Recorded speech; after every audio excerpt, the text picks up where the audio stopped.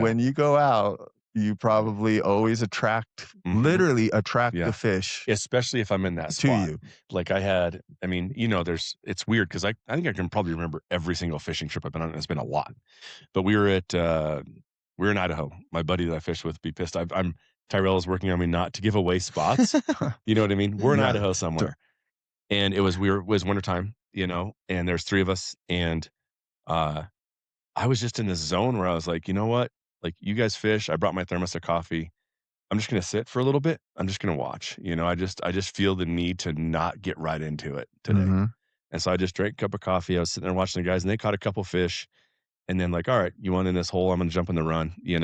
And it was like first cast, monster rainbow. And they're like, we've been fishing for an hour, caught a couple fish. You come in first cast. And so I think there's also a component of how I show up Yep. in that as well. Robin Hood and Little John are walking through the forest, laughing back and forth at what the Welcome back to the Ruckless podcast. We got Berin Wachmann in here. I've always said it that way. Is it Wachmann? You have a Berin Wachsmann. But I tend to go by Berin Jacob. My full name is Berin Jacob Wachsmann. I go by Berin Jacob because a lot of us struggle with that. Or the spelling of it, so it's just easier. Yeah. And it's how I got licensed way back when. This was Berin Jacob? Was Berin Jacob Wachsmann, and you can't have a nickname or any of that stuff. So then I just sets me apart. I like it. It sounds very formal. Yes. Yeah. Hi, I'm Berin Jacob. You got two first names. So it's a protagonist name, right? So Beren's in with us today. You got me, Brian Trainer, and Bubba. Yep. My brother. Beren's been a friend for a long time. We know each other from the real estate world. We've sold houses together for 22 years or so. Yeah. Been a minute. But really, I want you in because we've done some fishing together. We've had some great conversations about just life. And you have a project you worked on or you created or something called Fly Fishing Saves Lives. And we got to fish a couple days. And I think that the conversations around just what that means to you and how you're chasing after and the heart of men and women, getting people out on the river is what Ruckless is really all about, right? That's why it's here. We're here because we want to support in our own way getting more people out there to adventure. And so you embody that. You've done a lot of time thinking about yourself and who you are and where you are, and still do. And so thanks for coming in, man. Process, and thank you for the gift. You brought me a book, The Four Agreements, which it's funny the timing of this because I was literally looking. I own this, couldn't find it on the bookshelf because I wanted my son to read it. He's 14, and the reason I wanted it is he's taking a lot of things personal, in his life as a 14-year-old boy. Some girls giggle in the corner of the classroom, and he goes, "I think they were laughing at me, Dad." You know what I mean, or whatever.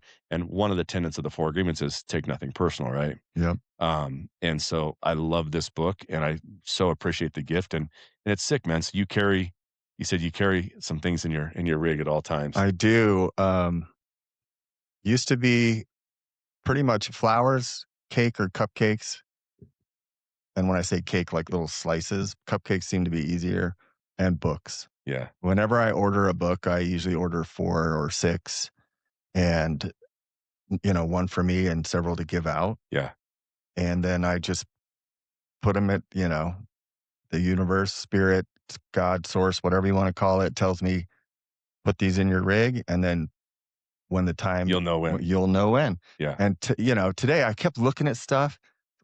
And so, what do you bring the guy that can get, let's just face it, can, get whatever he pretty much buy what he wants. And it's like, I need that. It's a tool. It's a tool for hunting, fishing, whatever it is for, I'm just going to get it.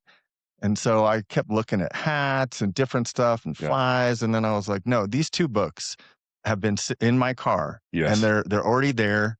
And that's what I'm going to bring. And then when I saw your why, and so I always say there's no accidents in the universe. There are 0 accidents. There's no coincidences. It doesn't work like that. There's no chaos in the universe. Everything has an order and a purpose and a reason. And then when I saw your wife, she's like, well, what do you got there? Yeah. And she's like, Brian's been wanting me to read that. And I'm like, perfect. Then you're the first person I'm going to give it to. I was going to give it to you and you. And Yeah. then she said, he wants my son to read it. And I said, I guess I know where the other one's Yep, going. yep, yep. Yeah. So what I'll do is I'll So it's get Tyrell awesome. this one. No offense to the gift, but then Tyrell has a copy, and then we have a copy that I Andrew do not wants to have a show. copy of this. You Yeah. need that. I will bring I have other copies at home. Yeah. Yeah. And it's fun. I have 2 other books in the car. And I know the author of that. He's actually a client of mine. It's called It's Your Day, Make It Your Tao. Mm, And I looked at him because he signed him, yeah. and I looked at him and I was like, no, that doesn't feel right. Yeah. Yeah. Yeah. Well, So it was exactly Yeah. right because I was looking for that book on our shelf. So there are no coincidences. I completely agree with that. And it's a sick approach to take to life, right? You just go, dude, even like on the way out here, I was coming from one meeting. We all have a work life outside of this podcast, of course. And it was this old lady, and she was driving like 25 miles an hour. And I thought about getting really frustrated. mhm. But then you have that moment, you go, no, This I'm is the supposed to speed I'm take it supposed to easy. be going. Yeah. Like you said, whatever you believe, like God is telling me, like, slow down a little bit, roll down the window, slow down, and just take. And I probably did need that time from being from meetings from 7:30 to right before I came here. And it's like, take a little moment, roll down the window, Decompress a little. look out at the lake. Maybe there's a fish rising, and just take a second. And I've always, people listening don't really know kind of where I live, but I guess probably a lot of them do. But when I come out to the house here, I go between 2 lakes. There's sort of Mhm. this land bridge that gets me out It's here. Benson on the right, and what's the one on the left? Bodecker. Bodecker. No. Yes. Yeah, Yeah. Bodecker. Yeah. And so I've always, ever since I moved past that little land bridge, I've lived out here in 2 different houses. I've always felt like it's like this cleansing thing for me. Water has always been that to me. But I've always visualized that when I go kind of across that little land bridge and I got water on my right, water on my left, and just You're moving through it. let stuff go, right? Especially work life. As I get out to the house and I get back to the family and the kids, is like, let some of that stuff slough off a little bit. Don't take it home with you. Whatever it is. If it's a stress or it's an anxious thing or it's just bullshit from work, you Yeah. know. So That's yeah. a good 2 things with that. That's a good segue. You know, fly fishing saves lives. I can't take I can so like I can take credit for starting it with a couple of friends of mine that Right. I'm still friends with. It's a hashtag. I think it's like 60,000 posts now. It's crazy. No, no Oh, shit. yeah. Yeah, Awesome. it's started as a hashtag, and it was actually a retort to another gentleman who's a friend of mine at Fly Fishes that used to hashtag fly fishing ruins lives. Which can be true. Like Right. I used to joke it's a bit of a sickness or an addiction of some sort, right? That's my favorite But addiction, man. so I was like, no, fly fishing saves lives. So we kind of had this thing back and forth on Instagram, and then it Yeah. just kind of took off. And it was part of Pig Farm and still is. And so I wanted to reignite that and pick it up and run with it, which I started to do maybe last September. Okay. Yeah. And got the website and stuff. Well, got the stuff ready for the trademark, all the things, and gosh, man, I think back to that spring trip that we did, Yeah. but the water. So that's a long way of saying the And that water. spring trip, I mean, I remember kind of forcing you. You were just you'd had a bad A hell of a week or a year or 2 years. that was a. I'll have to double check the dates, but that was the year uh, you know, worse than a country song. Um, I went from, engaged, married, bought a house together, all this stuff to it, it's no longer my house. I'm no longer getting married. I'm no longer engaged. Um, my dad died. My truck engine seized on my Tundra, lost all, but somehow it had a TIA, had a stroke A mini stroke. at the Mulberry office on the way to work one day, went straight back to work the next day. Right. Just a wild, wild ride there. And then still somehow had the best year in real estate I'd ever had Yeah. in terms of GCI. Moved 8 times, forgot about that. Yeah. I mean, it was just, through the ringer. But the way I believe, all of that was, I had a hand in every bit of it. I orchestrated every bit of it. Were you able to I'm believe that in the entirely moment? responsible Or, for that. how do we as men because you get in that shit and I yeah, it's that perspective's hard to keep, man. the hard yes and no. The reason I could believe it, Right. and I don't even know if you know this, is that happened to me before. No, no, I didn't know that. Everything but the stroke or the TIA, but I had been engaged before and had moved to Denver and was commuting back this way and stuff. And then all of a sudden, boom, Mhm. no longer engaged. She got the car, the dog, the house, and my mom died right in the middle of No that. way. And she So was we're gonna touch on that because she was a huge part of your life. my mom, Of yeah, course, she was your mother, yeah, but it feels bigger to me than bigger that than when my dad yeah, in a lot of like ways. she was your superhero. And so when it happened again, I was, engaged, and then she gets the dog, the house, the car, the truck, and then the phone rang. I remember I was video touring houses for a client that was out of state. Shout out to them because they just bought a killer house above Horseshoe. Took 5 years. That's a different story. Yeah.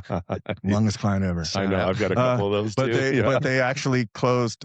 Mhm. They went under contract the same day I got the referral 5 years earlier Oh, to the wow. day. Yeah, yeah, Okay, so moving on. So I'm video showing it. My phone rings. It's unknown. I'm like, I'm trying to video. yeah, ignore, yeah. Yep, straight again, again, again. Then it pops up FCPD, and Oh, my first no. thought was, shit, what did I do?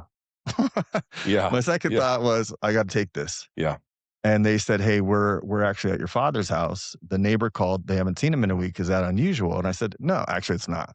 yeah. He's retired. He takes off from time to time. He's a bit of an introvert. And they said, well, the newspapers are all outside. Is that unusual? Like, is he gone? And I said, yeah, no. And right then I knew. I was like, he's dead, because all the other things had already happened. And I'm like, the end of this recipe is that Mhm. my dad dies just like my mom died. And I'm getting the same lesson I got before, only this time it's harder. It's a little more. Mhm.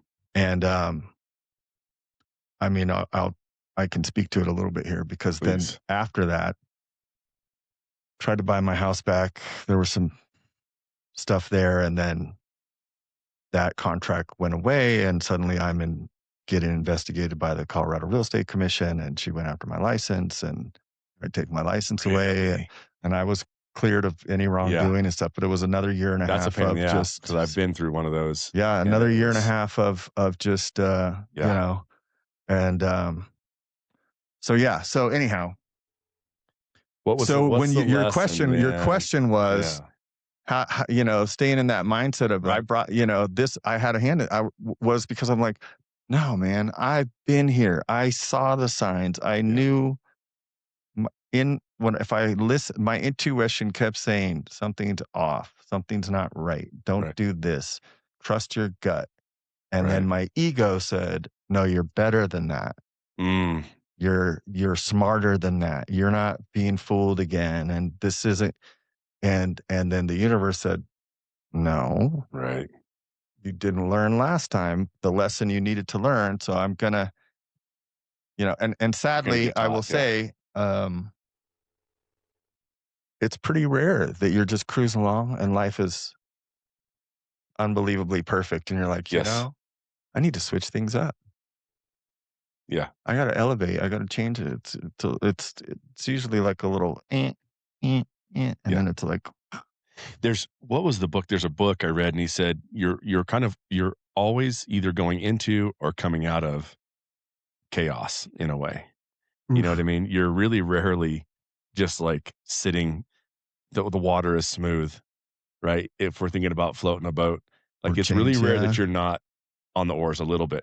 You know what I mean? It's really rare. yeah. You're always either going into a rapid or coming out of a rapid, or kind of preparing to go into and out of, right? And it's true. I don't want to Like receive the chaos part, but I do right, like, understand. and it might not be But I actually chaos thought that the other day. I'm because like, it's it's not been like chaos on the 10 years of river. chaos. When does the peace Yeah, yeah, start? yeah, Yeah. yeah, and I think we think about it, maybe more No, maybe that's we the can right reframe word. it to the river, right? And go, you're always on those oars, you're always the wind's pushing you right, wind's pushing you left, or you're setting up for, okay, big right-hand turn, or you gotta be You're looking forward to a adjusting. rock, you're constantly adjusting, and the more you're on the sticks in the river, you get used to that, and you go, it's just second nature now. It's a little Just always easier. just touch, touch, Yeah. touch, touch. Guys that are really good in a boat, they don't even think about it anymore. They look up and they're just right oar, Yeah. right The oar, muscle right oar. memory It's kicks just in, there. and But I think we are always looking downriver and we're always expecting, okay, there's a rock and it can either eat you alive or you can really enjoy that rapid and have fun with it, you know? and what you said, the cleansing. Yeah, So you, that was your right. segue. Yeah. You're never. No man ever steps in the same river twice, right? Because you're never Yes. the same man, and it's never the same river. Sorry, Mhm. that's very sexist. No No person person. ever steps in the same river twice because you're never the same person. It's never the same river. And the cleansing portion is something that I talk about in the whole Fly Fishing Saves Lives and the movement of energy and water being energy. And I don't know if you know who Billy Carson is. This is no accidents. Literally just last night, Billy Carson owns Forbidden Knowledge.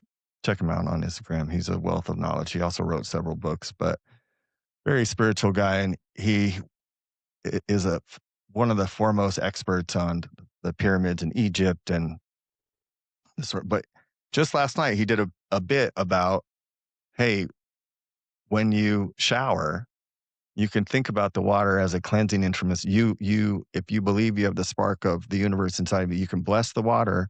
You can have it wash away the negative energy, negative thoughts, negative emotions of the day. He's like, a lot of people shower in the morning. He's like, I shower every night before I go to bed to just wash that off. I shower after I get off the plane.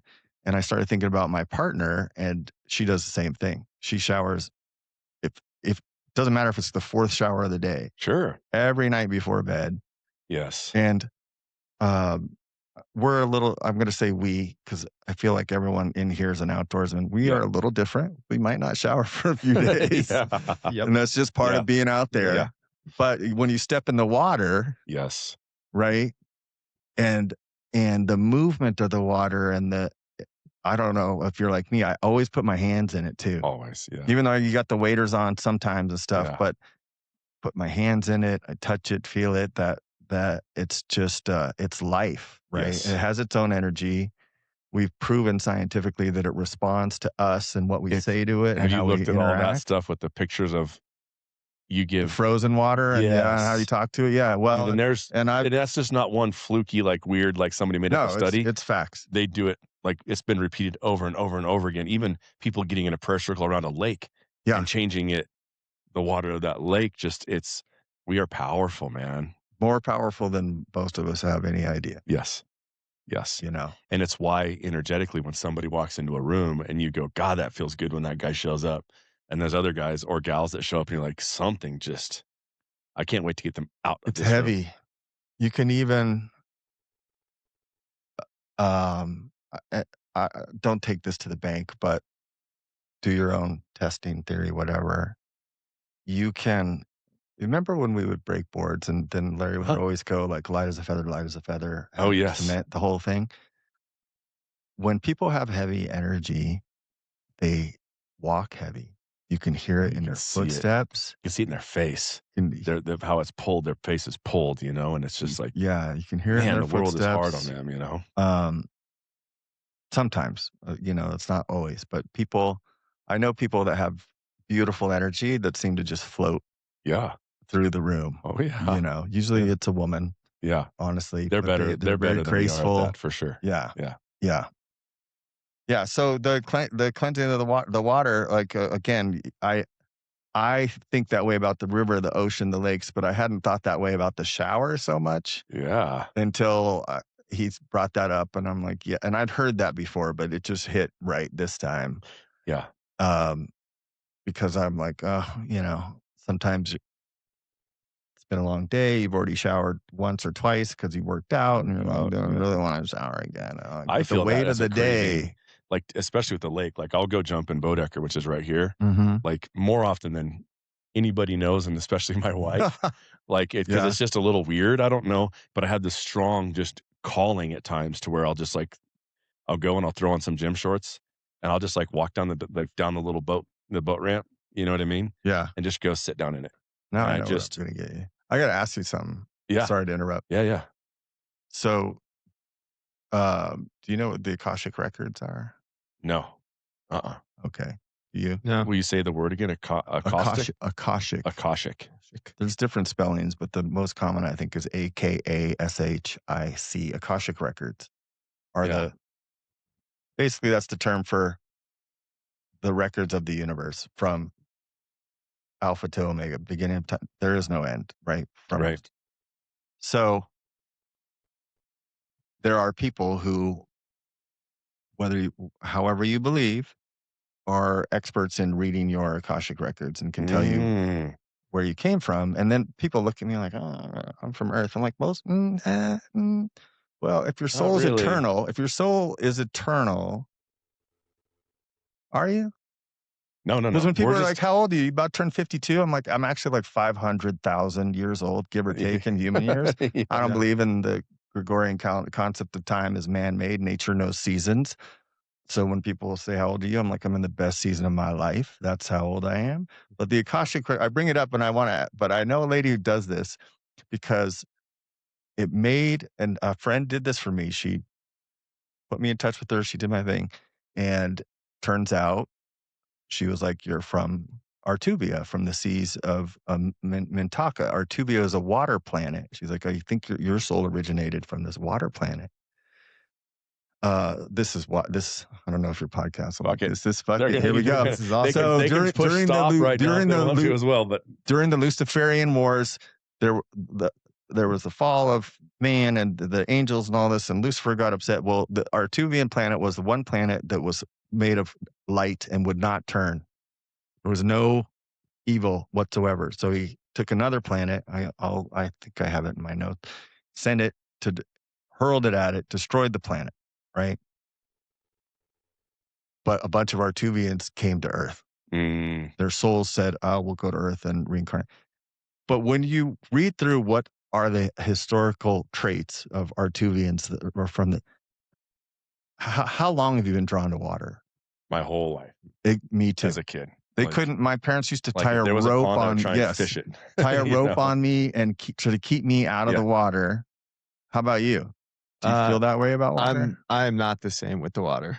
And your soul, even though Like- you're brothers, right? Yeah. Your souls are eternal. Yeah. So this time around, this experience, he's the big guy, you're the little guy. Maybe Yeah. next time you're the big guy, he's a little guy. Maybe you're Yeah. I like something some else. I would whatever. really like to experience that. Yeah. I'd love it if my clothes fit. I mean, look at me. I look, I'm like wearing like Because fucking I can buy child's anything. polo again, shirt. you Yeah, know? I look at source and God as like, so we are God experiencing itself in human form. God can only know itself by experiencing everything there ever was from forever, which means every variation. And that the human mind can't conceive of Yes. the decision that you decided to grab that and not two, but one of you somewhere grabbed two and did, and that whole reality is playing out somewhere. Well, I'd be willing to bet a lot of money that you might, if you're open to it, be an Artuvian, because Right. the draw to water, because it feels like home. There's Yes. something like you and any body of water, All of it. Yeah. lake, Sit in a river. I'll do the same with ocean. the river over here. I'll just go sit in it, you know. And I just I want to love that try this feeling. with you because I never noticed this till my partner pointed it out. Mhm. She's like, you ever notice how whenever you get in the salt water, she's like, first of all, whenever you go fishing, you usually kill it. I don't, you have a good day or a great day or an epic day, but you never get Never get skunked. skunked, yeah. Like, Yeah. and then she's like, and the fish just gravitate to you. So whenever we're out and you're in salt and you're in the water, we see the dolphins, we see the whales, we see all the fish The that you're not turtles, supposed to all the say. things, yeah. And then one day we're sitting there and she's like, and I'm like thinking about how many times fish have swam up to me and all, and she's like, look, and I'm sitting there and there's a school of fish and they're all just facing me. Yeah. just these little bait fish in the ocean. She's like, "Do you realize that happens every time you get" I don't know if you know this, but every time you get in the water, those things look at you like that. And I was Right. and I look it up and it's like, "Oh, our tubians have this natural Mhm. they're people, Right. right?" Um, and we've only fished a couple times, but we crushed it. Oh, yeah, for sure. And Yeah, I'm guessing that yeah. when you go out, you probably always attract Mhm. literally attract the Yeah. fish Especially if I'm in that to spot. you. Like I mean, there's it's weird because I think I can probably remember every single fishing trip I've been on, and it's been a lot. But we were in Idaho. My buddy that I fished with be pissed. I'm Tyrell is working on me not to give away spots. You know what I mean? We're in Yeah. Idaho D somewhere, and it was wintertime, and there's 3 of us, and, uh, I was just in this zone where I was like, "You know what? Like, you guys fish, I brought my thermos of coffee. I'm just gonna sit for a little bit. I'm just gonna watch." I just feel the need to not get right into it today. Mhm. And so I just drank a cup of coffee. I was sitting there watching the guys, and they caught a couple fish, and then like, "All right, you want in this hole? I'm gonna jump in the run," you know? And it was like, first cast, monster rainbow. And they're like, we've been fishing for an hour, caught a couple fish. You come in first cast." And so I think there's also a component of how I show up Yep. in that as well. And I mean, I told this story on a podcast recently, but I had just had my prostate cancer. I'd had it removed, and it was my first fishing trip, and I just wanted to kind of go be alone. I just knew I needed to be alone in general because after the surgery, people are coming and they're visiting, and everybody's, you know what I mean, doing and Mhm. loving on me, which was amazing. But I just needed some quiet time for that, and so time to kind of go cry and mourn, you know what I mean, and little Yeah. things that just come with that. And but I was at the mile, and I jump in, and I have my two-hand spay, you know, big old indicator, long, big rig with weight and, 3 flies, just throwing just a monster rig, trying to get out in the river, and I'm trying to go catch that big old stomper of a fish, and, like, an hour and a half of this, I haven't caught a fish yet. I fall in the river. I'm wearing a diaper right now because 'cause I'm still pissing my pants because of the surgery. My waders get soaked, my diaper gets soaked. You know what I mean? Yeah. And I sit down on the rock, and I'm just fucking drenched, and I'm like, this isn't what I'm here for. I'm not here to throw this big two-hand and try and work. And so I just packed it up, went back up to the house, changed waders, changed diaper, and just tied on a dry fly rig, which the mile, like Yeah, good nobody luck. throws a dry fly there. You Yeah. just don't do it. Yeah. But like I mean, you can, I just want to throw a dry. but Like I want you might me not and the catch fish. fish, Yeah. and I just want to go connect. And I just went to a spot I've gone to that kind of nobody, you can't float it in a boat, so it doesn't get fished a ton. And I just go and I stand in the river, and dude, the second I step in the river, it's just like sip. And I look to my left, there's another sip. And I'm like, I've never caught a fish on a dry, and I've fished that river hundreds of days. Yeah. And I'm just like, here we go. You know what I mean? It's like, thump, fish on. You know what I mean? And I probably caught 25 fish in that one little run on dries, Yeah. which is like And for the guys I that fish it, know, like that's not a be thing up there, especially in, I mean, December, you but know? but it's again, it's you, it's the energy. I talked about that on another podcast of, um, most fisher people Yeah. have that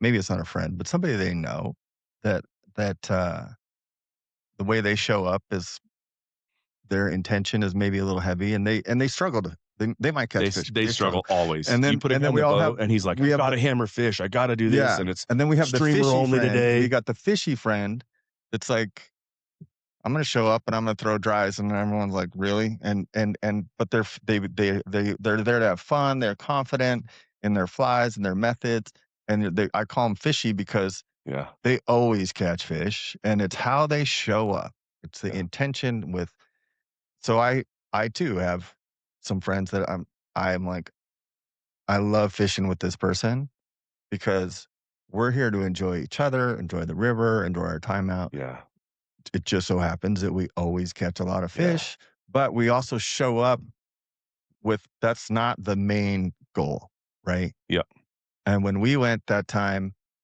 um, it started a little slow if I remember, but then it just turned on. yep. And we weren't you had invited me, and it was we actually weren't at, we did fish the mile a little bit, but we were at Cardwell. Yeah. Well, Remember, that's we're at the meadow stretch. yep. Because I can see the pictures in Yep. my head, Yep. Yeah, we and went up in the canyon as well, and yeah, we and hiked down in, which we was a fun moment in itself anyway, the way that, like, you kinda come to the river and you look down on it and you can see into and you can see, "Oh, there's a fish behind that rock," and yeah. it's a cool But that we in were itself there for a different reason. Well, I wasn't. I mean, I was there to like decompress and yes. have spend time with you and just be out there, right? And yeah, but how you show up again, it's never the same person, it's never the same river, it's never the same ocean. Yes. How you show up, the intention, the energy behind it. If everything's energy, then same with the fish, same with the water, same with all of it, you know. And the resistance creates more resistance. Usually, resistance is persistence. And so, when you show up in this flow of "I'm so glad to be here," you know, Yeah. I and that's the thing I love about when I talk about in fly fishing. Most fly fisher people go out with this. They're just so full of hope. Yep. Today could be my best day on the water ever, Yeah. every single time. And you don't go through the rest of life that way. No, you Right? don't. You go try Yeah. this new thing Yeah. and you fail miserably Yeah. and you're like, "Well, I'm never doing that again." Right. Or you fail a few times and you're like, "I'm out. I'm done. I don't like this. I'm not Yeah. good at it right away." And then in fly fishing, you're just like, "I'm coming back for more. And Yeah. I'm coming back for more. And I'm coming back for more." And maybe it's that fish or even tying that knot or presenting that, whatever it is, but you still have this hope of today's the day Yeah. or this 1 And what is hour. the day? Like, and what's funny is it's by definition to like go, today's the day or today's the best day of fishing ever. It's you can't really define that, right? Like the day will become that just in what it is. It doesn't matter. It's not about the biggest or the most or whatever. It's just it might be just that one sip. For those people that fly fish are listening, it's like how many fish? I mean, I've got so many video recordings of a specific salmon fly, where I can still see the purple cheeks on a brown trout, you know what I mean? Mhm. In Idaho, different trip, but just like to this day, I can still see that sip, you know? Or other people, probably. Oh, absolutely. I Yeah. mean, anymore, like, driving here, I'm like, "God, I just wanna take people fishing." Yeah. I my buddy Matt that I fish with a lot, he's a guide up in Thermop. Myself, I just watched some on, Fish Camp Collective. Great group of dudes. They were actually on the river, up in Thermopolis when we were there filming a master class on do you know Fish Camp Collective? Mm-mm. No, They're I on don't. Instagram. They do these master classes for Mhm. fly fishing. So this was a master class on the sow bug, which is Yeah. a great bug up there. But anyhow, they I'll be up there Monday. I go up for Monday, Tuesday float. in Monday, Tuesday, Thermop? Wednesday. Yeah. Who you floating with? Hale, C3, Cord 3, Aaron, Oh, okay. and Jeremiah and Yeah, them. Yeah. I met all those dudes. Yeah. They're Yeah. all They they're loved you. all good Yep. guys. They're awesome. Yeah. So we'll be You're up gonna there. float Thermop. Yeah. Yeah. So I'll fish Sunday at the mile and get some of my I'd left some gear up there. So I got to go up there and get it and I'll Okay, fish and now then I I'll go know to what I'm Thermont. doing Monday and Yeah, Tuesday. come up and Hell say hi, yeah. Bubba. Come stay in the house. We got a house up there. I'm sure you got a place to stay, but I yeah. do, but did you get the okay, we'll talk about that offline. There's an Airbnb up there on the river Oh, really? We that's rented one. I don't know. if it's we'll find out. Yeah. Anyhow, the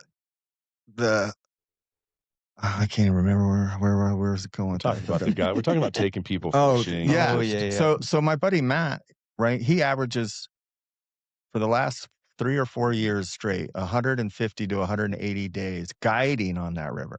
Not including personal days, okay? He knows that river. yeah. And I floated with him, gosh, it was like November, and he's like, "Berin, I haven't personally touched a fish, meaning like caught a fish since August of this year." And you're like And switching you're changing switching "Well, seats. yeah, but also," he Yeah. goes, "but make no mistake, I've been fishing."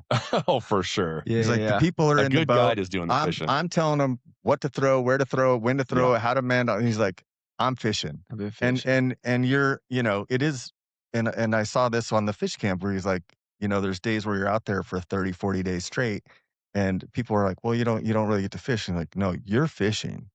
You're Yes. fishing and experiencing it through somebody else's eyes, especially if they're not like people are like, well, I'm new. I'm like, I love that. Yeah. I want to watch you catch that fish and the wonder and amazement. And I want to see like Yep. it's cool to be a part of it and then to tell you, hey, cast right there and then okay, man, now, yep, set. Set. Yeah. and Yep. and fish And you do on when you and they row somebody light down up the and river. you're like, Oh, yeah. Yeah, you feel like you've been we said this on a different podcast, but, like, I've rowed guys, 2 or 3 days in a row where I didn't ever throw a line in the water mhm, myself, and you lay in bed at night and you just imagine, like it's weird because when you're laying in bed and you're kinda daydreaming on the day, it's like, in my mind, it's me setting the hook, you know what I mean? yeah, Like, I caught a lot of fish today. It's like, "Oh, you didn't fish technically, you didn't throw a line at all, but you feel like you caught a lot of fish." But that boat, um and Tyrell, I'm gonna ask you a question in a minute about just your perspective of this because you haven't talked much because part of it is me and Berin are just like over here just daydreaming. But I really want to hear your perspective on what you see us talking about, but one thing just before that is just, man, as you're talking about it, I just the boat especially I see as like this sacred, sacred, sacred space to me, mhm, and as you're talking about energy and people that you let in, um, I'm pretty cautious about who I say. Like, if I don't invite just anybody to come up and say, "Hey, you should come fishing," yeah, because it's really sacred, man. Like, it is church, I mean, it's just such a special spot, and you see it when guys start talking about it, and that's kinda what I wanna ask you, Tyrell, is, like, you see us kinda, like me and him have been, like, just locked in on celebrating what that is, and the joy of it and just how much it just feeds you and like, for somebody that you've gone with me and you've seen it and we've shared Yeah, I've some of got that. one solid day in a boat, and Yeah. I guess I exactly know what you're just saying there, that special sacred place. I mean, it was amazing. I think we were on it for 12 hours, Yeah. and, I've never been back again. It's been a couple years now, but it's like, uh, that day is one of the best in my life. Yeah. As far as, like, the fishing goes, I love the energy that you bring and the passion you guys have for it. I just don't, um it's just a hobby for me that never clicked, right? I think, Sure. first couple times, I was ever in a river with you is Yeah. pretty miserable. Took him, like, in the middle of the winter. oh, It was horrible. And I And was, I like, think part of 19 it is, years old, like like, we a haven't, like, got the freshman in hook in you college. yet, Yeah, you know what I yeah. mean? To where you, like, go, like, you have that day where you just have, like, a 40 fish to the boat day and Yeah. everything works. Like, I took him in, like, mid-July. The river was just boiling hot, yeah, and it was really more about just, like, beers and margaritas and swimming, you know what I Yeah. mean? Like, Yeah. I went swimming a couple times, just, like, it was boiling out, But it it was the was hot. boat, the people. I mean, we had, the 4 of us, Yeah, we had 4 guys on the boat. Yeah. and He that took you in the middle of winter? What a His that jerk. was first trip, my first I think that was my first fly it That'll fishing. was. that'll It was on the I pier, the wind came that'll up, ruin like, waves were yeah, coming over the only thing you waders. coulda I done didn't know worse my is waders you were up in supposed a to have mile in the water. middle of winter, and I it's know. 40 mile an hour Yeah. gust, and you're So just we like, haven't had, "This like I need sucks." to get Tyrell out on, like, that just that perfect, like, "Hey, like, it's on fire right now. But You're what gonna is have your fun." For passion for then? So for so if you well, had real quick with, like, fishing for me right now, like, it's, fly fishing is just a daunting thing. Like, for me to go do that on my own, I'm like, "I'll crack you a beer, you tie my rod, and I'm gonna throw this as" I want your critiquing, and I wanna figure this out, and it yeah, feels so good. I mean, yeah, you always talk about it's more like a movie thing, but, I mean, it feels so good to just make that thing, fly in Like a the river air. runs through it is Yeah. everybody's vision of fly fishing, yeah. And, but, it's a pretty daunting thing to, um, just really dive into. yeah. Uh, but with that, I mean, I love being outdoors. I love the mountains. The big passions, is ultimately like trail running.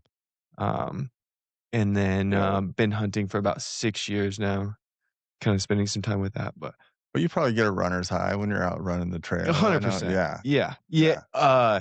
The places it takes you, Place that takes the your mind, high of takes climbing, your mind. yeah, Yeah. seeing, that's a whole fun aspect of getting undivided time to myself for unlimited hours sometimes, when you're stretching 6 to 24 plus hours. Which I think goes that's part of whether it's fly fishing or the hiking or mountain biking or hunting, the part of that goes unnoticed is to a lot of people is, okay, the device is away. Yeah. Yes. You are actually alone with yourself. A lot of times, not another human around. You might be in the tree stand. You might be, um, just scouting, walking, if it's hunting, whatever. Maybe you're out bird with your bird dog. But how often does just for most people they just don't have to tell somebody you're going to go spend 12 hours with yourself and no one to talk to, no music, because usually you're not like pumping tunes either, No, right? You're right. not when you're fly No. fishing doing any of that. You're not. Even the You don't trail have running. headphones in. You're just You and so forget. There's so many times where you're like, you look at your watch, you're like, oh shit, I've been standing in this one spot for 2 yeah, hours, and you forget, like time stops, right? and you're with yourself and your thoughts, and it's cathartic, You right? just don't And a get lot of that people don't very like that. often. A lot of people don't want that.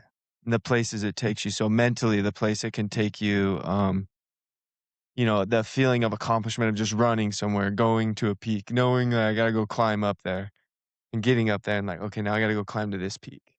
And And then it's gonna get be back amazing down. too. But I gotta enjoy this or learn this process with myself in between. And yeah, it was pretty quick to lose headphones. I mean, running growing up, for sports or the military, if anytime you were going for a run, it was like, what am I listening to?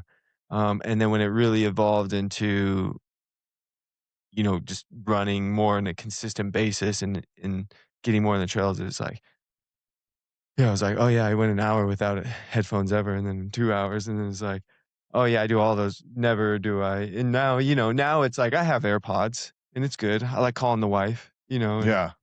or someone in Yeah. times, when you get some service, or uh, sometimes you just want to listen to something, and you're not doing a good job with yourself, right? Yeah. Well, So you're there's taking that it to a break, different but level, right? When you're running a 100-mile ultra or something, like, yeah. I mean, that's 26 hours of But do you think Yeah. how many people just even like turn off the radio in their car on a commute? yeah, And could do that a few times a week. I yep. mean, that feels good. I love getting down to Denver and like, oh, I didn't have anything. It was all Yeah. here today. I didn't do a phone call. Yeah. Go quietly. You were in the Yeah. military? Yeah. Yep. Yeah. Well, 6 years. thank you for your service. Thank you. Um, It was fun. there's the new worldwide headquarters for Project Healing Waters is here in Windsor in Water Valley. Okay. Yeah. Yeah. Uh, John St. Langford's the CEO. There's a couple of fellows I know. I'd be happy to introduce you, but it used to be you had to be a disabled vet to utilize their services. John changed that. Okay.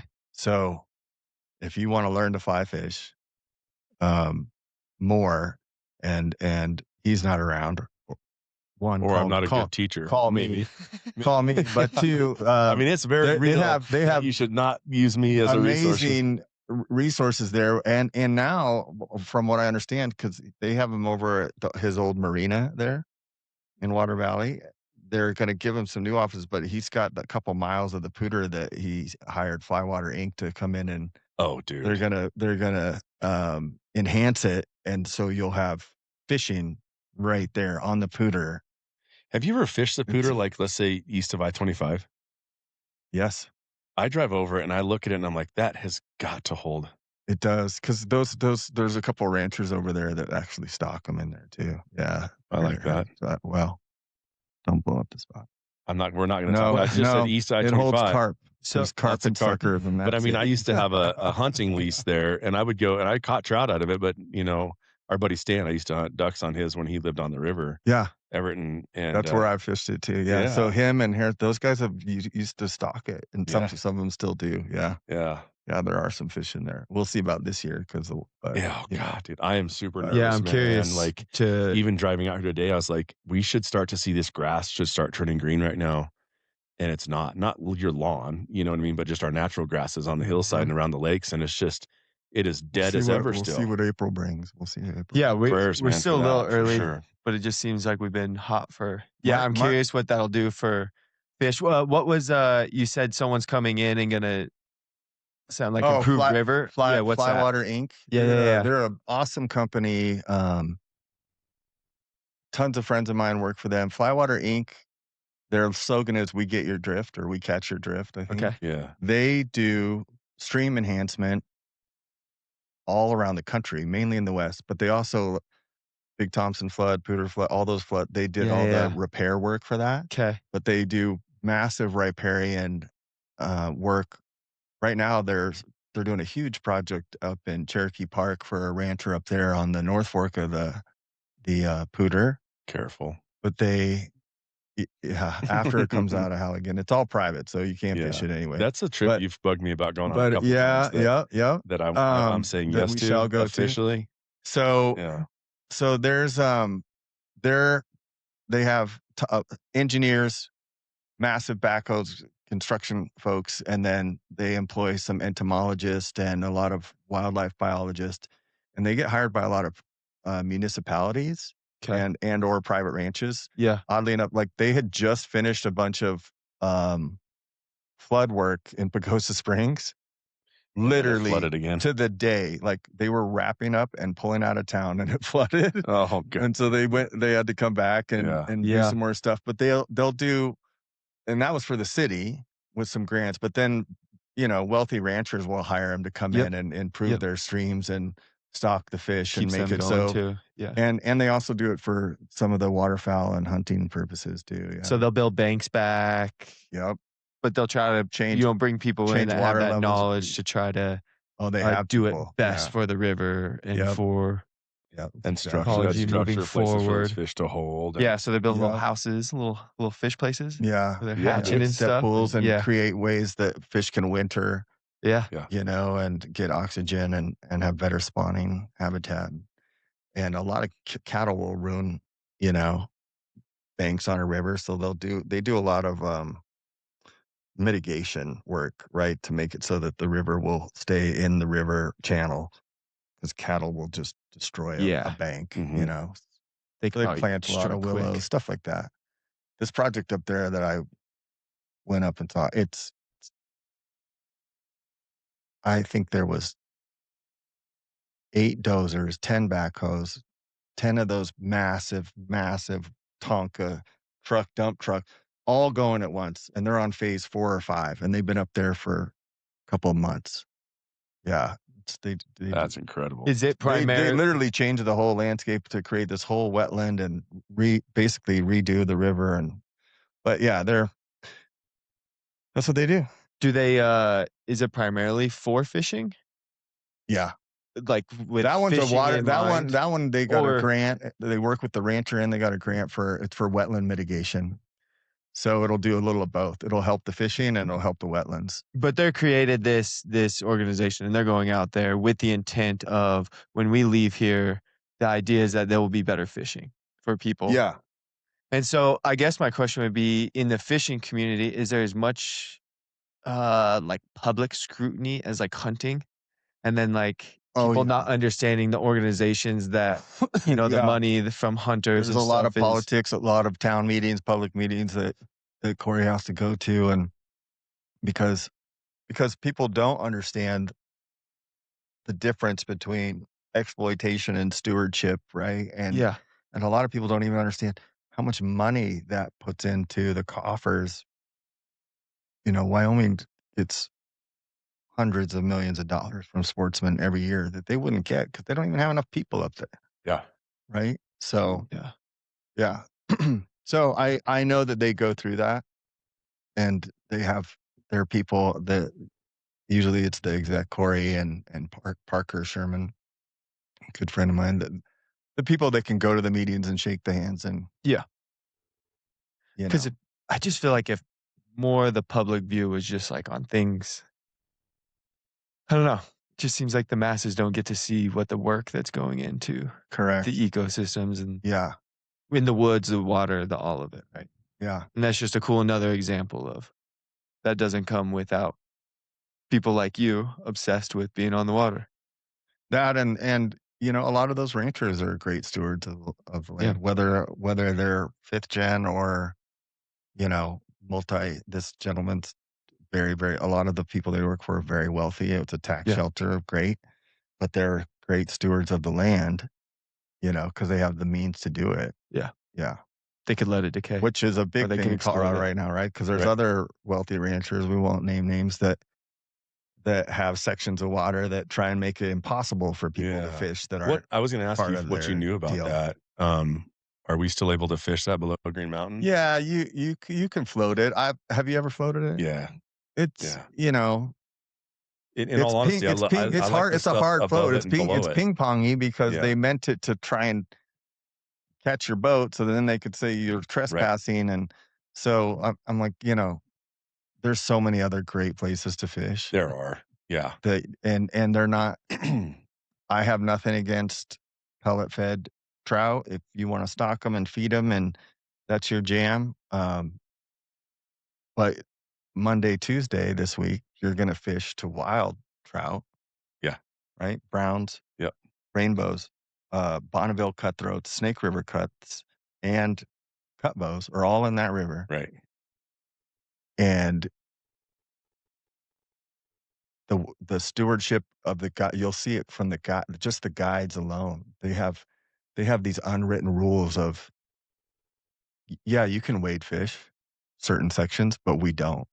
And we don't promote it to our Yeah, we don't clients. stop on that island We and don't just we beat the don't hell promote out it to of the it. clients either, and we don't because this Yeah. is how we make a living. Yeah.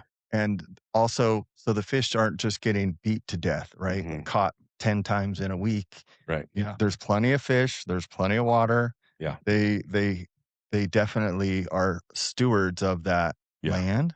And just leaving like that particular section of river, I know that there's guides that like there's some back channels behind some islands that you could stop, you could walk over and wade. But a lot of them don't. They just say, let's leave that alone. Yeah. That's kind of a safe haven for these fish just to kind of go Their be spawning left alone. They habitat. can Yeah. spawn, they don't get bugged by us. They get Yeah.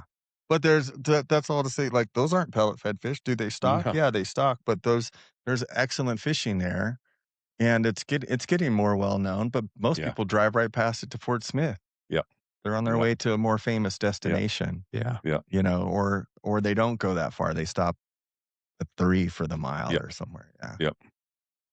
Yeah. All good stuff, though.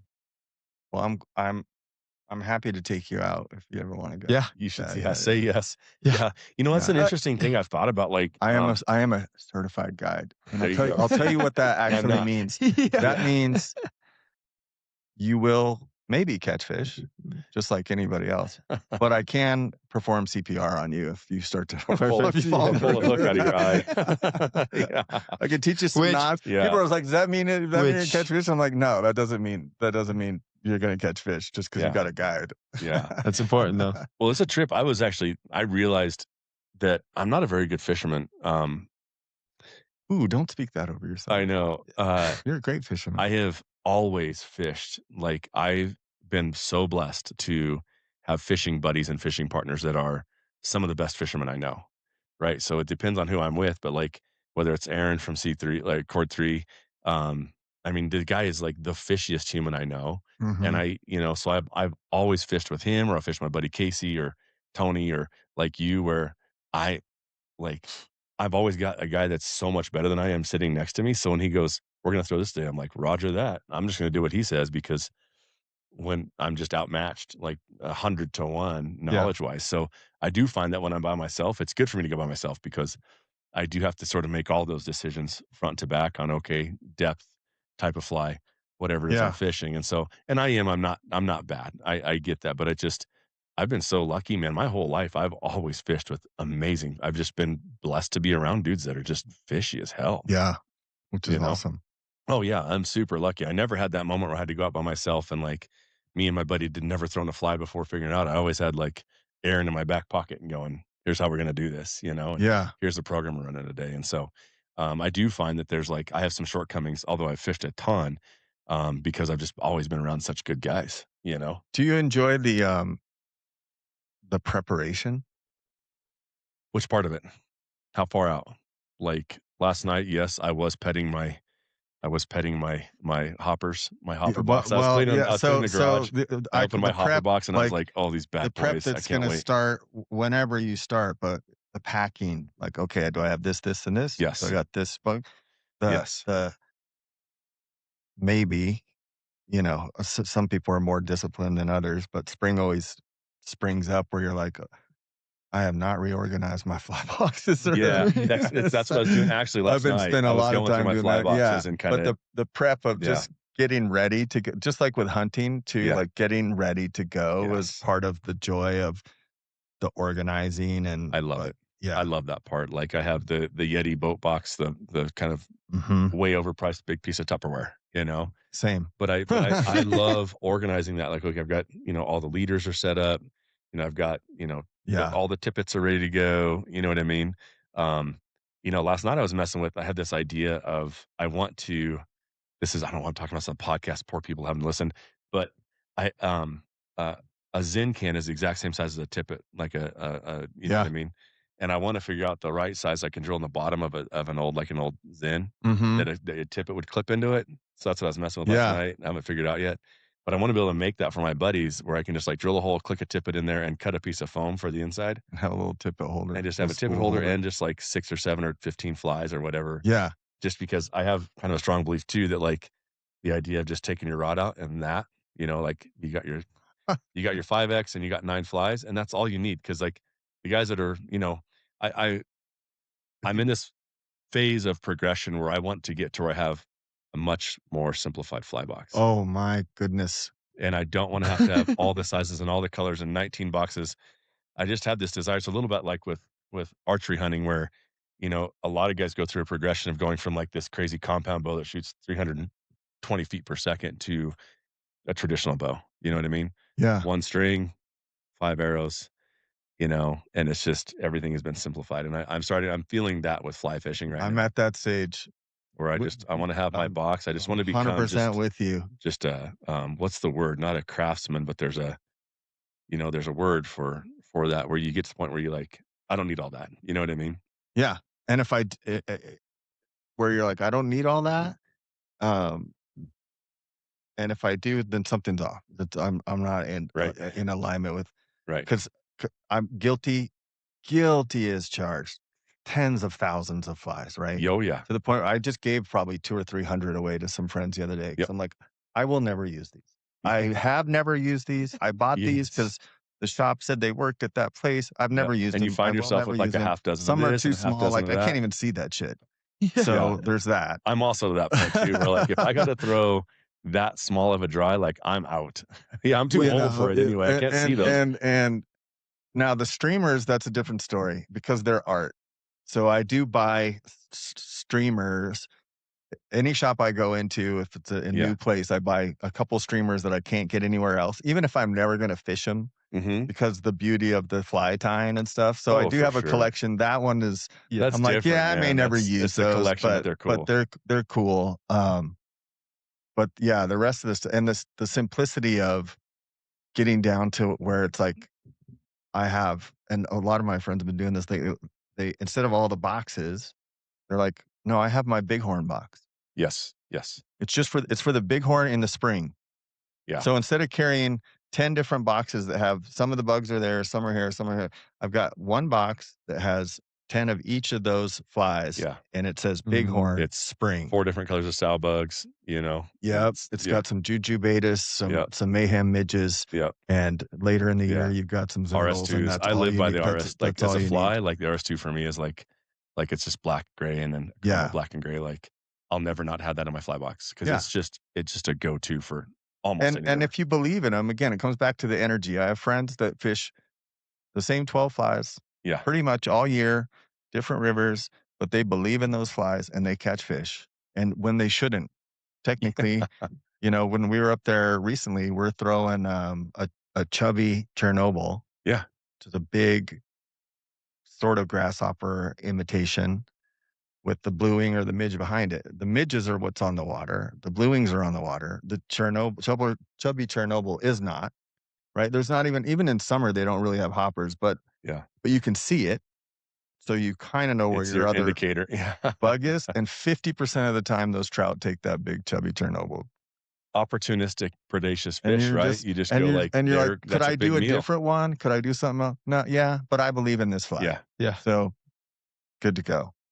Yeah. But the simplicity of, which is where, and I saw that you started fishing saltwater. That's a God, real God problem bless now. you. Yeah, That's a yeah. Good real, luck with real that one. problem Tell your because it's wife I freaking said expensive sorry. to get out there. I took my son, I mean, he caught his first bonefish, you know, and, But he just the fell in love with simplicity it, dude. is Oh, that's it. the salt guys usually to the trout fishermen are like, I don't get it. Yeah. Small flies, small fish.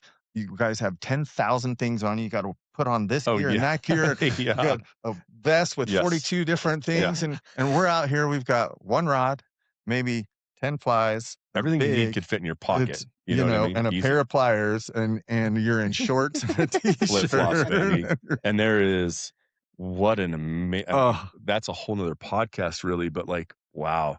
And dude, I went, you know, Belize earlier in the year, and then I was in the Bahamas this last week, and I mean, just those bonefish are different, dude. They ate my lunch. Like, I mean, I caught 100 bonefish in Belize. They're small, they're kind of trout-esque. yeah, You know, they're pooled up. There's a ton of them. You catch one, you can go right back to that same pod and catch another one. Belize, it was like lots of single monster bonefish coming out of the mangroves, and you got to work for them. But I mean, I broke off probably 5 because I wasn't ready for that. Just they hit it hard, and I mean, twice I got my fly line tangled in my, you know what I mean? you You're got a trying to let it tarpon though, out. didn't you? I Did I didn't see catch you a get a tarpon. tarpon? No, But did you see tarpon? I didn't see any tarpon this trip. No, no. We saw some permit and no tarpon. I only had like we were on a cruise ship, and so we didn't get on the river till 10:30, which is not ideal. I mean, we really fished the worst part of the day. We fished 10:30 to 2:30, and so it's tough fishing that time of day. You know, like when we were in Belize, we were out before the sun was up. Yeah. You know, you're on the boat in moonlight, you know, and you're ready to go. And Well, you heard it here first. I'm gonna get you out tarpon. oh, dude, I Yep. hooked a tarpon. I had for a long time. I had a burn from the tarpon running on my finger, and it was a freaking monster. And again, that's a take I'll never forget for the rest of my life. Watching him come up and suck that little. It was a What red. What's the fly? It's the most common tarp, kind of red black. tarpon toad, Yeah, maybe, or yeah. yeah. It's one of those, but it's like the most I know common. that I can picture You it. can see the fly, and Yeah. just I mean, I lost it. He cut me. He just cut me off. You know. I when you talk about not fishing but fishing, I love seeing people the first time they're on the bow of the boat and it's a little fly.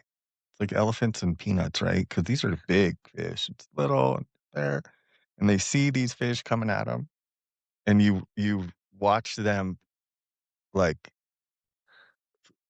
people they flush, they everything falls. Usually the first time, everything falls. It's like buck fever, Yeah, yeah. A right? million percent. Well, and that Where happened to me. everything they're Yeah. like, oh, and I remember I was like, this thing's gonna pull me right off the bow of this boat. Yes, it's as The big as minute you. I hook it, I'm going in the water. Like, how am I supposed? And but you also the coolest part too was at that moment, at least for me, it was down in Florida the first time. I was like, what a big universe, man. I am so small. I am out here in the Yes. open ocean Yes. with these 150-pound like dinosaur fish, and I feel really, really Appropriately small. insignificant. Yes, Yeah. and that's exactly how you should feel, right? Like, it's a Yeah, great like it's it's a a great great big realization. universe, and wow. And then you remember, oh shit, I'm supposed to be fishing. I better get I my had that stuff. with Quinn, who you haven't met Quinn yet, and you will, but it, we're out, like, fishing over these big caves out in the middle of the ocean, right? Where it's not that deep. It's probably, you know, 14, 15 feet deep, and then these caves are, you know, Mhm. and there's fish everywhere. There's occasionally the tarpon come up and you're like, "Oh, shit, we missed," right? Like, just never had a chance, but Quinn had that. He's on the front of the boat, and he's like, "Tarpon," and he didn't do anything. Yeah. And I'm like, "Freaking cast to it." He's like he, like, just forgot, you know Yeah. what I Just mean? watching it. Yeah, you just watch it, and it's like and he ended up hooking onto it and lost it as I mean, I don't know, like, what's your land ratio to how many times you hook up? Because I mean, they are really hard to land. Yeah, it's well, Is it like 5 to 1? have you fished Thermop before? Yeah. Okay. Mhm.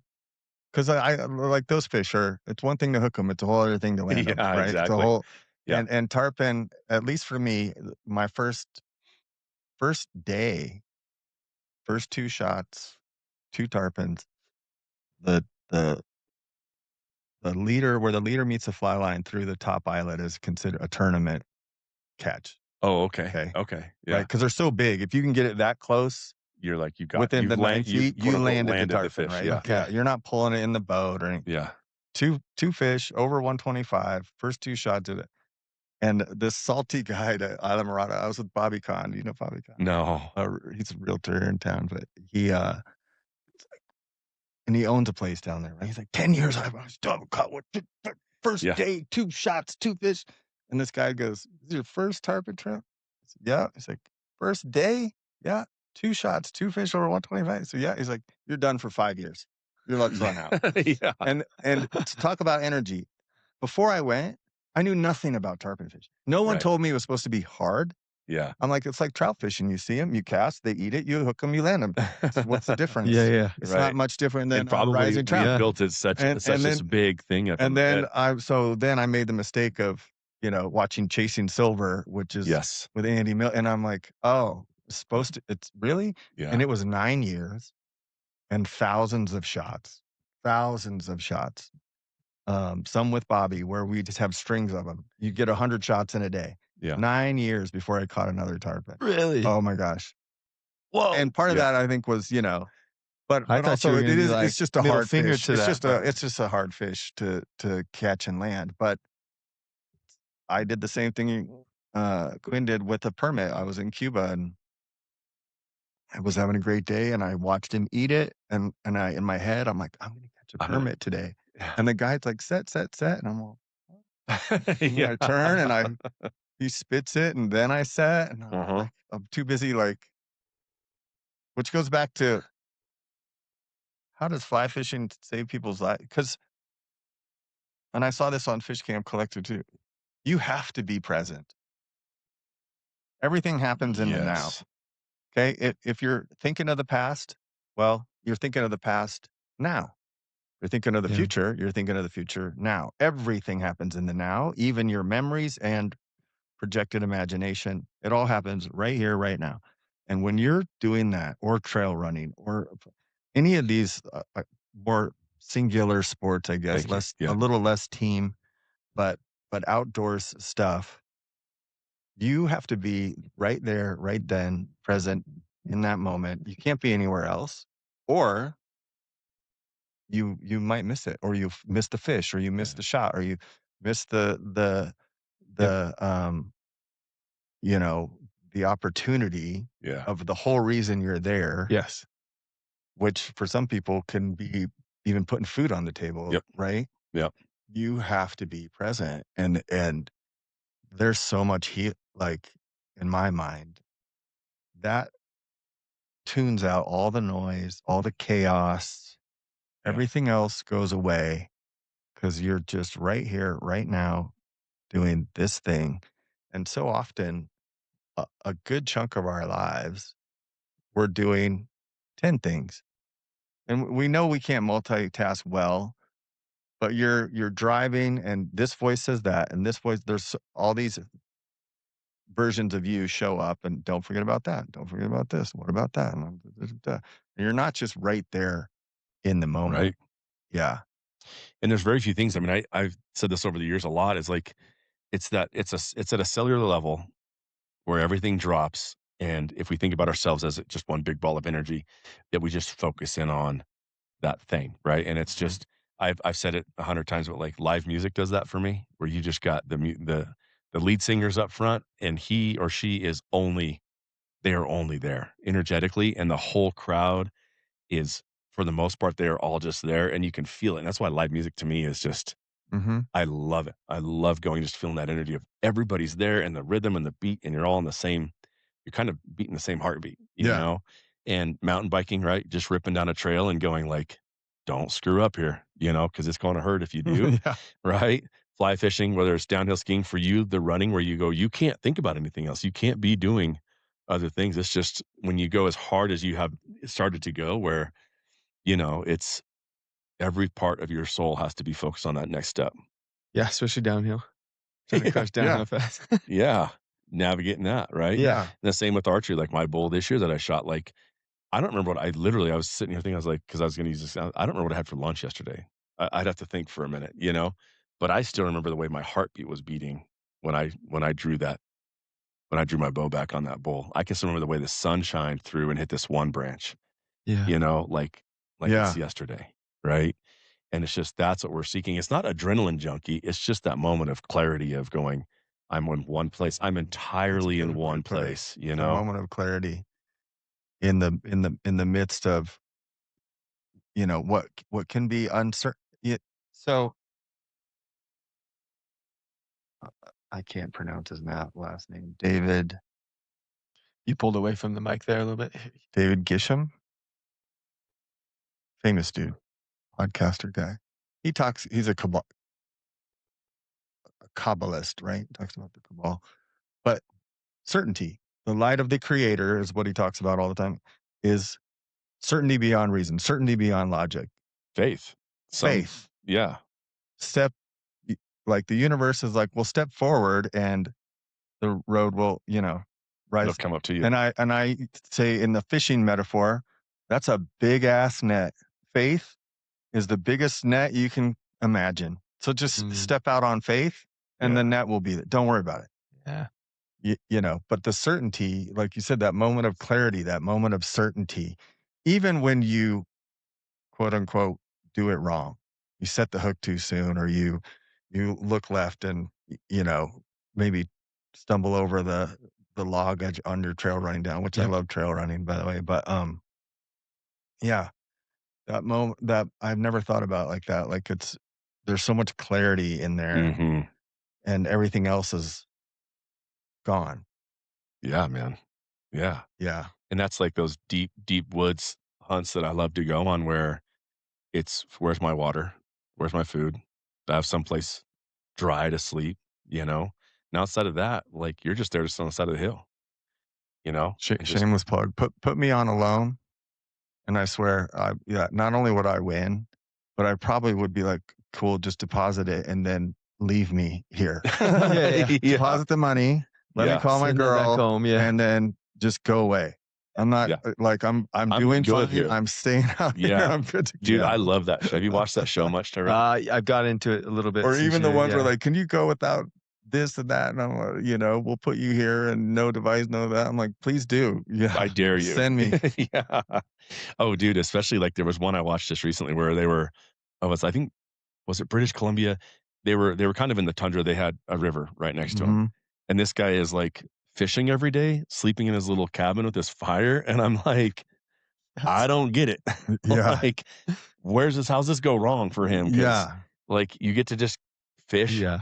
all day long and, Sign me up. oh my God. And then they get to moose hunt. And it's always funny though on that show because you very, very often, I just finished watching one of the seasons and it was like 3 guys there and 2 of them had made these crazy little cabins. They had little fireplaces. And this other dude had none of that. He just built himself a little shitty lean-to, but he had this great positive attitude. He's Mhm. like, this whatever, this, wow, it was like not a weasel, it was bigger than a weasel.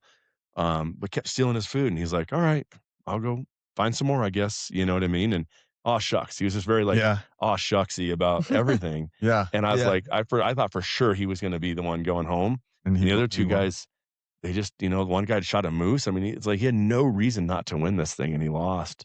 Didn't lose. He just at one point he just decided I'm done. Had enough. I'm finished. And I love that show just for watching the mental kind of some of the people that break early, journey break late, or don't break at all. or the dudes that there I was feel one dude for that, like, some of got them, off the like, boat. He hears a bear and he the boat hadn't even the first could day still he was see gone. it. He was he was a military guy. Yeah, right? he could still see the boat he was heard the still bear in and he on the was lake. out. He he didn't even take his backpack off. He walked in, he heard "Rrr," and he's like, get me off of here, I'm done. And Yeah, it's just like, I'm oh out. come on, man. And I Yeah. wonder for some of those people. We're on a little side quest here, but if they're like, I miss my family so much, and then they come home and they're like, you had a chance at $1 million.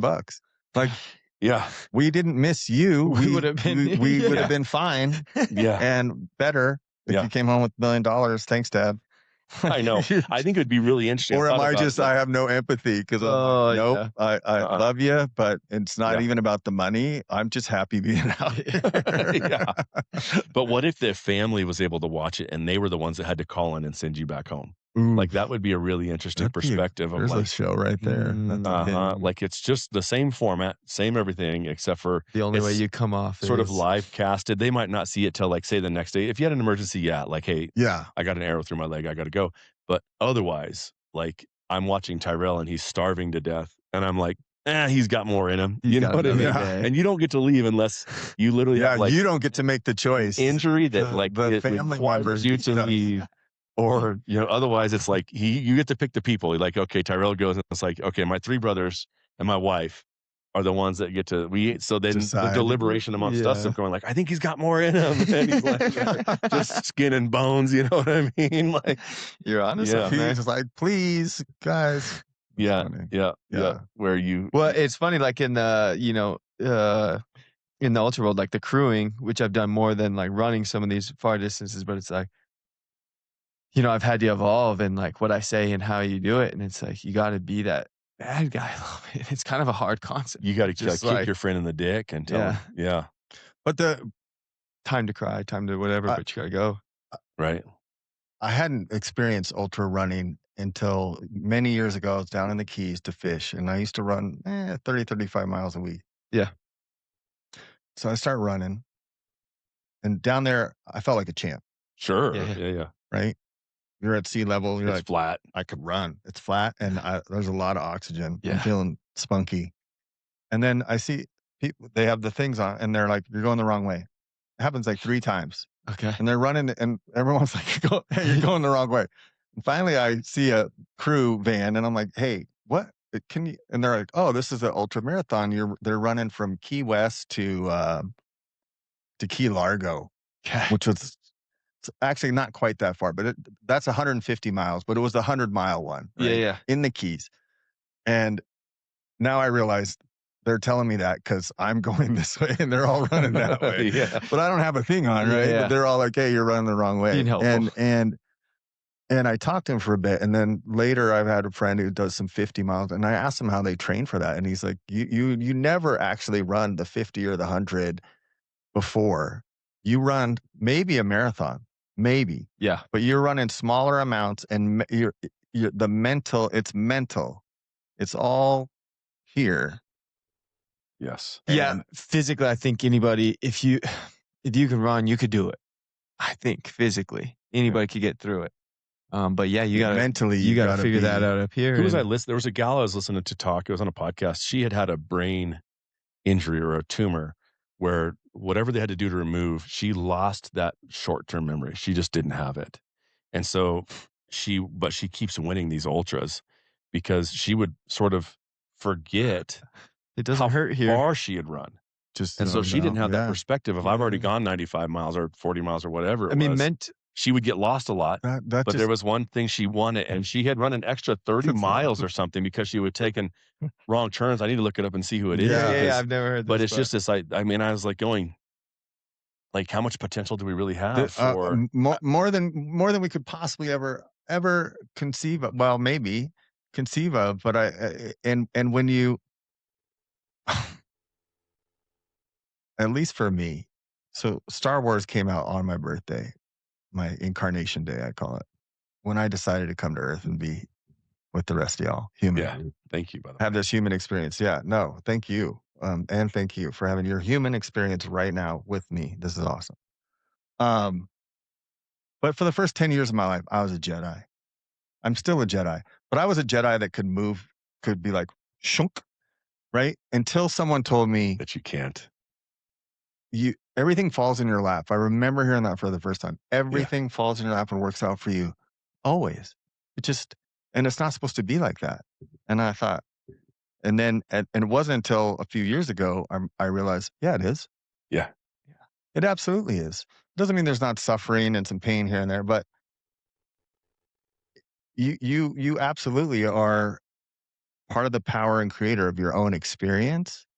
And so whether it's the trail running or the hunting or the fishing, how you show up and the intention and realizing we're not separate, right? We think we're in this illusory mode, this illusion of being separate, but we're not. Not only are we not separate, I'm you, you're me, you're me, because you're part of the God spark divine you, however you look at it, having your experience through your eyes. So am I. And it all reports back to the entity, whatever you call Sure. it, that's going, oh, And that's true across all that's- faiths, all religions. yeah, Everybody that's has how their I version of that. experience Yeah. that. okay, that's how that works because I got to see everything. But it's the same in nature. Mm, It is the mm, exact same in nature and more and more and more. And I don't hunt the way I used to, but I would love it if you would try this. I can get so close to these animals when they know and I'm energetically in the position of, I'm not here to hurt you. I'm not here to hurt you. Mhm. And I can get right up on them. The other day I was fishing in Thermop and I'm like just finished landing the fish. I got a mink right here. Yeah. There's like 30 turkeys right there. And and they know I'm not there to hurt them, but Mhm. you're part of that as well, right? Yes. So however you perceive that or how you show up, and when you're talking about that, your potential out there is I just see a lot of people like it's us against them.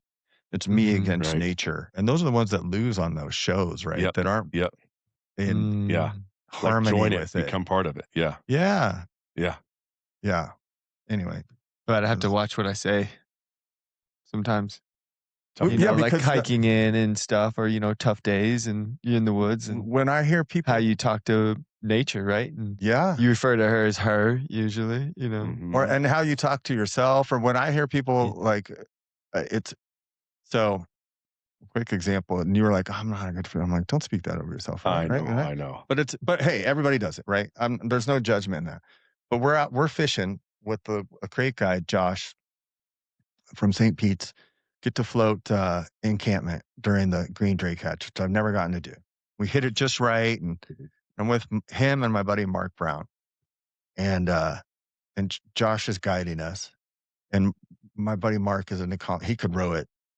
He's a more accomplished oarsman than me. Yeah. I could probably row it. I'd never been on it, but so anyway, we're fishing and my partner calls. So I got her on speaker and she hears, I'm going to say this on your podcast, and he's like, fuck those fish. Fuck these fish. Oh, no. And she's like, oh, hey, hey, joyful energy. How are Yeah. you supposed to catch fish when you talk to them like that? You got to Mhm. have joyful energy. I'm like, got you on speakerphone, babe. And I think we're going to take a vote. But I believe you. And she's like, yeah, just change it. Just have joyful energy Yeah. and then keep fishing and see how it goes. Mm. And ever since then, and sure enough, ever since then, he and I both Yeah. joyful because Yes. if you fish, we all say it, Yep. F those fish, Yeah. right? And it's a term of endearment because Yeah. she also asked me later, why do they say F those fish? But then the very next day you're out there fishing for those same fish. Yes. Like, Yeah. I don't get it. And I'm like, Yes. well, it's, like you don't really mean F those fish, but you kind of mean F those fish, but you don't really mean F those fish. You Right. just mean like, I wish I could catch that fish. Right. And but sure enough, like that changed even my perspective on being out there and the joyful energy and like Mhm. of how you're there to fish. And I do observe it too. I'm like, oh, I'm suck at this. I'm such a bad guy. Yep. Yep. Gosh darn it. And then those people, maybe they even catch fish, but I feel like, gosh, are you even having as much fun as you could have? Are you Yeah. enjoying it as Yeah. much? Or Yeah. holy cow. Oh, dude, I wish Quinn was here because we talked about when he was on, we had this, I don't know, we were at the mile kind of with the braids, we'd kind of rode through and backed our way in and we were across the river. There's like three guys on the bank over there and we had backed in and hadn't seen them catch a fish. And we were just kind of going batter up and catching fish. And Quinn's hooting and hollering, celebrating. And we're just catching fish after fish after fish. And I look over and I'm like, Quinn, you chased them off, you know? And it's like they almost couldn't handle that fun that we were having. Yeah. And they weren't catching fish across the river. Yeah. We're just having an absolute blast. And it was just that energy of like, you know, we're dialed in, having fun over here. And it was just fish after fish after fish, man. And go ahead.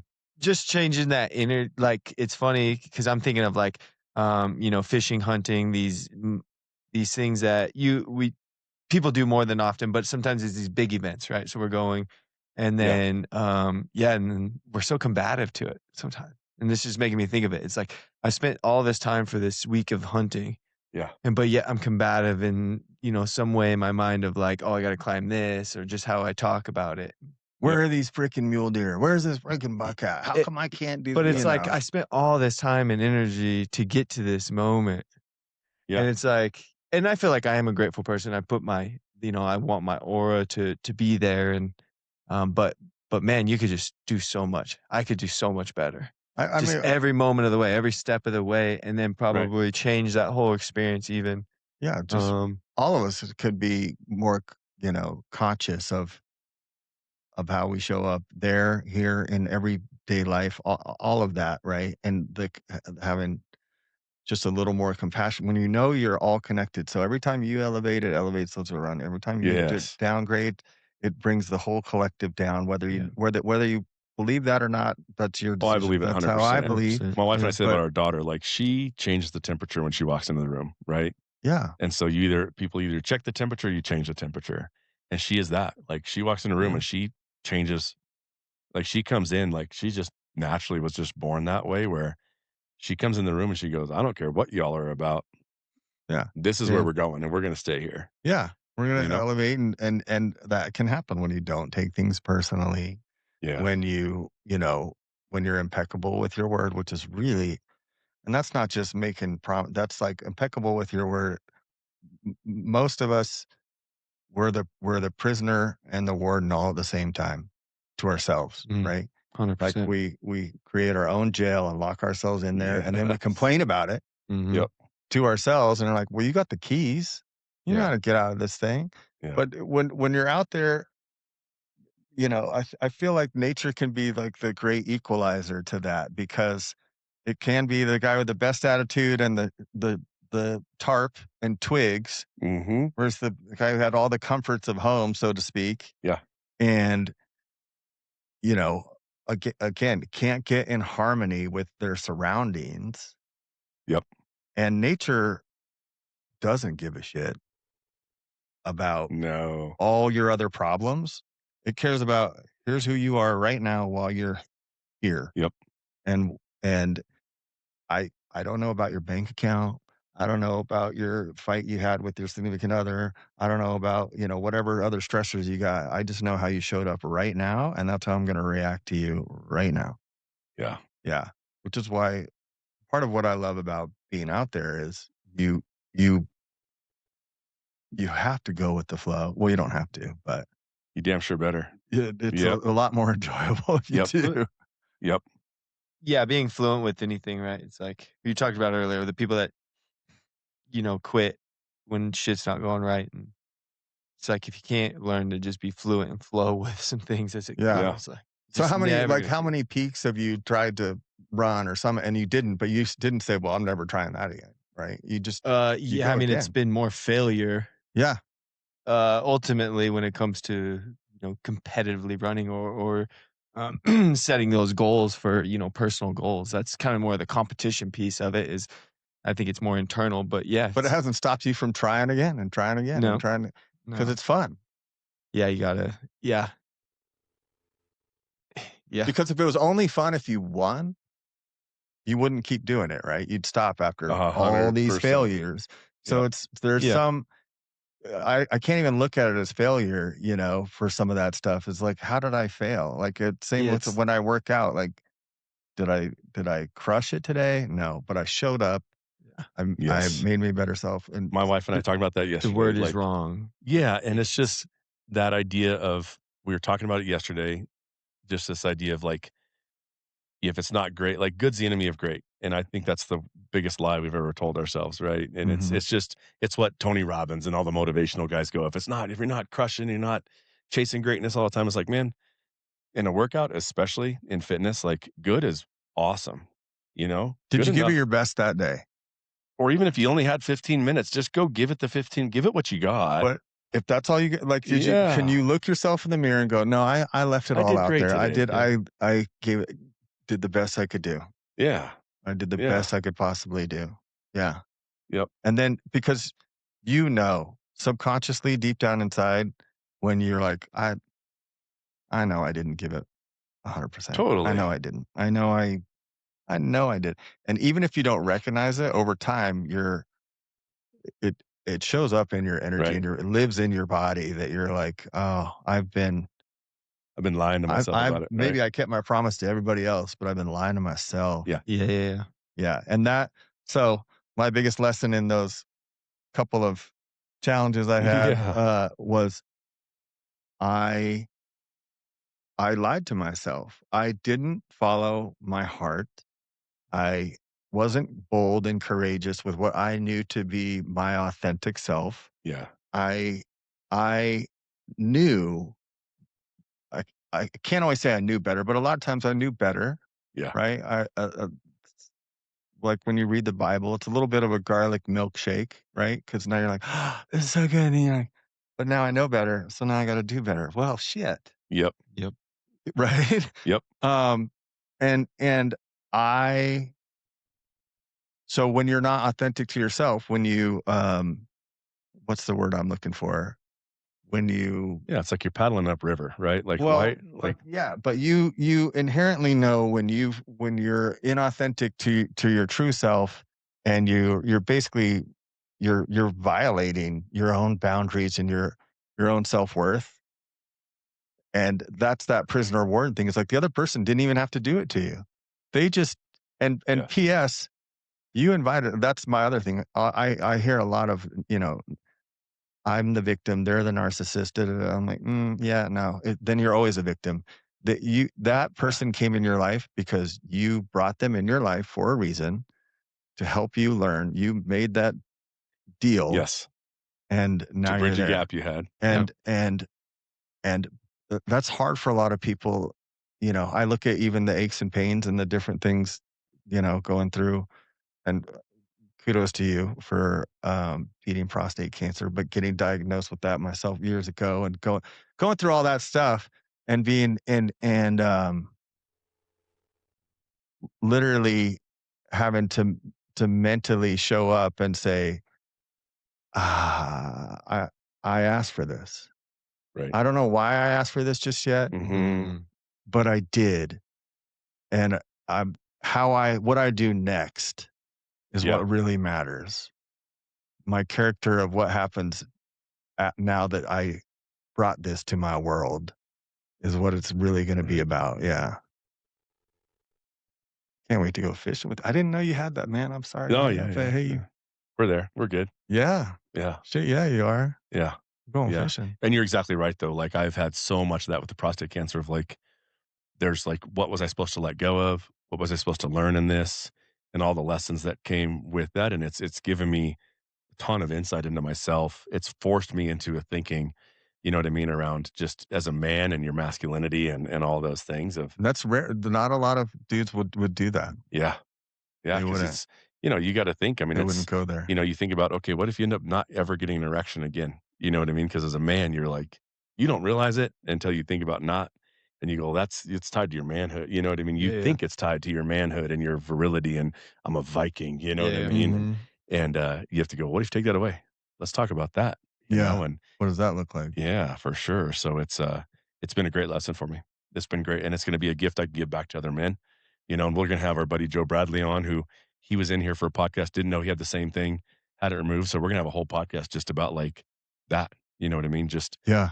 men's awareness of that, and because it's one of the most common cancers there is. Yeah. And so yeah, we're gonna dig deep on that one. It's gonna be fun. So, Baron, I knew we'd have this problem. Yeah, we're running up against the I clock. didn't That's have enough alright. time for you because That's I was like, alright. dude, Hey, we're gonna have some great conversation. This was So so much fun. it was sick, yeah. This is dude. a So tough one, dude. again, a time warp, right? Just like Yeah. fishing, where you just when you kind of just connect and you go, could sit here all day, Yeah, we can and do it around a campfire. exactly. So, man, thank you for coming on Ruckless Podcast. You really do, like I said, embodies what we're about, which is just supporting men and women getting out into those woods with Yeah. a singular purpose of just finding themselves out there. Well, and if they wanna reach out, to Yeah, me, they please. can find me on I'll spell it, it's Berin, Baron Jacob at Instagram. It's all Baron Jacob at flyfishingsaves.lives.com. You can find me there on the website or email Yeah. me or whatever, and, um, yeah, happy to answer questions, or I hope we'll see if it starts this Thursday. I've got some I might change the days, but start doing the free fly casting lessons again and stuff Yeah. over in Overland Park and whatnot. But the film tour is on Saturday, so if anybody Yeah. listening gets a chance and they're in that Fort Collins area, go to that. That's There's a some blast. cool Is it in stuff. New Belgium? Where's it at? It's at the Lincoln Center. Okay, Lincoln Yeah. Center. Yeah. Yep. Yeah. Yeah. It'll be And a that's good just a one. great I mean, that's what's there's so much cool shit, man. I am having a little anxiety around my summer and looking at like, I'm texting a buddy, "You wanna go to this concert?" He's like, "Yeah, but that's the salmon fly hatch and I don't," you know what I mean? And it's just like, how am I gonna Yeah. do it all? Like, and I gotta work still somehow and be a father and a husband but there's so many great things that you know what I mean? There's so many great adventures out there but like the film tour, like I met a guy on the cruise that he's like, "Man, I don't have a tribe of men. I don't have my people." Mm-hmm. And if he was here, I'd be like, "Go to the fly fishing film tour if you like that," right? Like, that's where you'll find people that you can kinda start to build that collect those Yeah. people that feel like that's your The person. camaraderie. Yeah. Yeah. So, sick. So, yeah, Instagram, reach out. Baron's a resource, and I love what you're about, man. Just keep it up, and, yeah, thanks for coming on, man. Thanks for having me, man. Thank It'll you. all fall in your lap. Yeah, it'll just fall right in place, right? No Yep. accidents in the universe. Love it. Thank you so much. Thanks. Thanks, bro. Lolly,